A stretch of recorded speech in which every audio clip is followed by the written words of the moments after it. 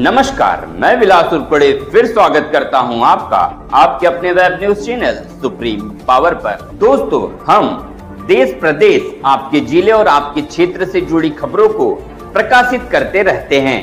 तो आप हमारी खबरों को देखने के साथ साथ हमारे चैनल से सीधे जुड़ सकते हैं, सिर्फ और सिर्फ इस लाल बटन को दबाकर और हमारे चैनल को सब्सक्राइब कर।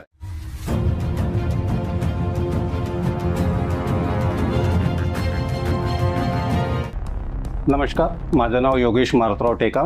मी ग्रामपंचायत जामठा सरपंच या पदावरती आहे। 2023मध्ये 23पासून तर आजपर्यंत जे विकास कामं झाले त्या विकास कामामध्ये 25-15च्या निधीमधून ग्रामपंचायत जामठा स्मशानभूमीचे सुरक्षा वॉल 15 लाखाचं काम परिपूर्ण करण्यात आलं। सामान्य फंडामधून ग्रामपंचायत जो सामान्य फंड राहतो त्याच्यामधून गावामध्ये पेविंग ब्लॉकचं काम करण्यात आलेलं आहे।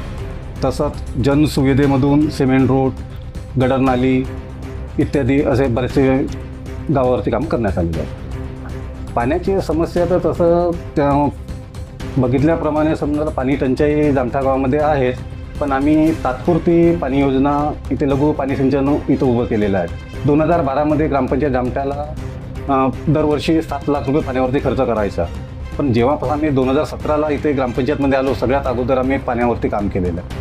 आम्ही पहिले पाणी तज्ज्ञाच्या यांनी गावामध्ये हे केलं, पाहणी केली, कुठे कुठे पाण्याची पातळी आहे तिथं आम्ही पाणी शोधलं आणि तिथे आम्ही बोर केले। असे 3 ते 4 बोर गावामध्ये केले आणि त्या बोरच्या माध्यमातून आपण गावामध्ये 9 पाणी टंक्या उभ्या केल्या आहेत। 5-5 हजार लिटरच्या 9 पाणी टंक्या उभ्या केलेल्या आहेत। त्याच्यातून आपण आज पाणी टंचाई मुक्त, टँकरमुक्त गाव झालेलं आहे। ग्रामपंचायतचा समोरच आरो लागलेला आहे। त्याच्यामध्ये आपण ग्रामपंचायतच्या माध्यमातून म्हणजे बचत गटच्या माध्यमातून ते ग्रामपंचायतला आलेला आरो आपण बचत गटला आरोचं त्या व्यवस्थापन दिलेलं आहे। 10 रुपयामध्ये 20 लिटर पाणी आपण शुद्ध पाणी आपण गावकऱ्यांना देतो। एकच आरो आणि पुन्हा जलसुविधेमधून आपण 2 आरोचं काम घेतलेलं आहे। एक संदेश सिटी आणि वृंदावन सिटी, ह्या 2 सिट्यांमध्ये आपण आरो आता येत्या 14 एप्रिलच्या अगोदर आपण तिथं काम पूर्ण करू।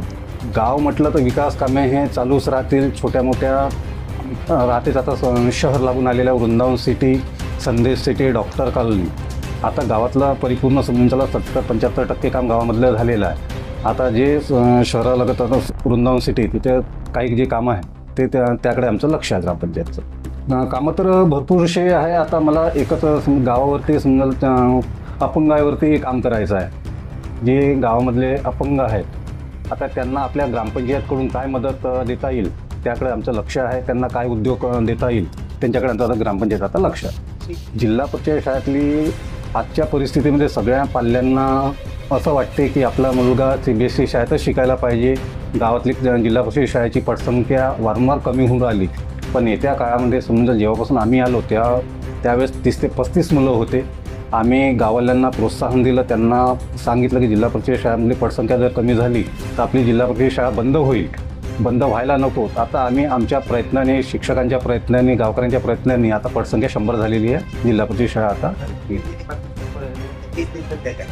घरकुलीच्या याच्यामध्ये समजून चला जे पंतप्रधान आवास योजना होती त्याच्यामध्ये 2.5 लाख रुपयांचं निधी शासन आपल्याला देत होती, पण आता ती स्कीम बंद झालेली आहे आणि मोदी आवास योजना ही चालू झालेली आहे। मोदी आवास योजनेमध्ये 1,40,000 रुपयेमध्ये घर परिपूर्ण होत नाही, तरी आमची शासनाला हेच विनंती आहे की पंतप्रधान आवास योजना जी आहे ती 2.5 लाख रुपयाच्या ऐवजी 3 लाख रुपये करून याच्याकडे शासनाने लक्ष द्यायला पाहिजे। जामठा ग्रामपंचायतकडे येणारा जो मुख्य मार्ग आहे त्याच्यामध्ये जामठा स्टेडियम जवळ अंडरब्रिजमध्ये पावसाळ्यात पाणी खूप जमा होते, त्याच्यामुळे आवाज जाईवर असर पडते। यासाठी प्रशासनाने किंवा ग्रामपंचायतच्या माध्यमातून काही तुमचा हेतू आहे का सुधारणेचा? ॲक्च्युली आमचा जो अप्रोच रोड आहे तो कॅन्सर इन्स्टिट्यूट तो ग्रामपंचायत हा अप्रोच रोड आहे, तो आमचा रेकॉर्डेड रस्ता नाहीच आहे अंडरब्रिज असल्या कारणाने। तर त्याच्यामध्ये सेंट्रल गव्हर्नमेंटचा अंडरब्रिज असल्या कारणामुळे तो आपण आपल्या ग्रामपंचायतच्या माध्यमातून समजून चला आपण अंडरब्रिजपर्यंत आपण सामान्य निधीमधून तो सिमेंट रोड बनवलेला आहे। त्याच्यानंतर ते VC वाल्यांनी तिकडे रोड बनवलेला आहे हायवेपर्यंत। आपला जो मेन रस्ता आहे जो शासकीय रस्ता आहे तो कॅन्सर इन्स्टिट्यूट ते जामठा हा परिपूर्णरित्या ठीक. ग्रामपंचायतच्या माध्यमातून, बचत गटच्या माध्यमातून आपण प्रशिक्षण वर्ग इथे जामठ्यामध्ये खोललेला आहे.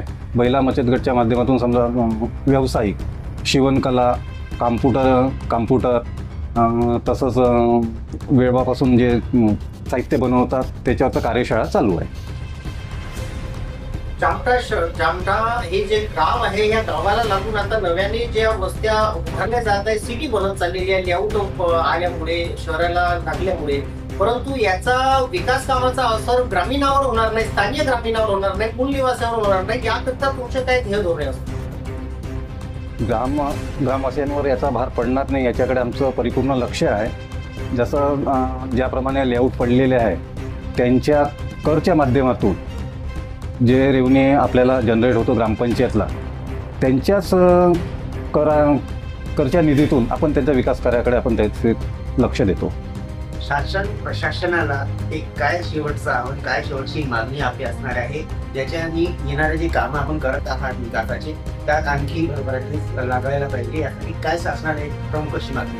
मी शासनाला हीच विनंती करणार की आपल्या जामठा ग्राम शेजारी मिहान प्रकल्प आलेला आहे.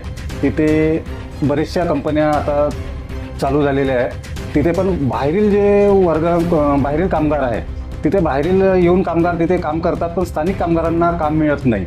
जसं उदाहरणार्थ एम्स हॉस्पिटल, जे छोट्या मोठ्या कंपन्या भंडारा, गोंदिया आजूबाजूचे लोक कॉन्ट्रॅक्टर बेसिकवर काम करून राहिलेले आहेत. मी आज ह्या चेअरवर बसून एवढीच विनंती करतो की स्थानिक लोकांना, ज्यांच्या या प्रकल्पामध्ये त्यांच्या जमिनी गेल्या, जे आजूबाजूचे गाव इथून समजायला 5 ते 7 किलोमीटरच्या स्थानिक लोकांना, स्थानिक बेरोजगारांना तिथे कॉन्ट्रॅक्टर बेसिकवर का असो ना तरी त्यांना स्थानिक लोकांना तिथे रोजगार मिळाला पाहिजे.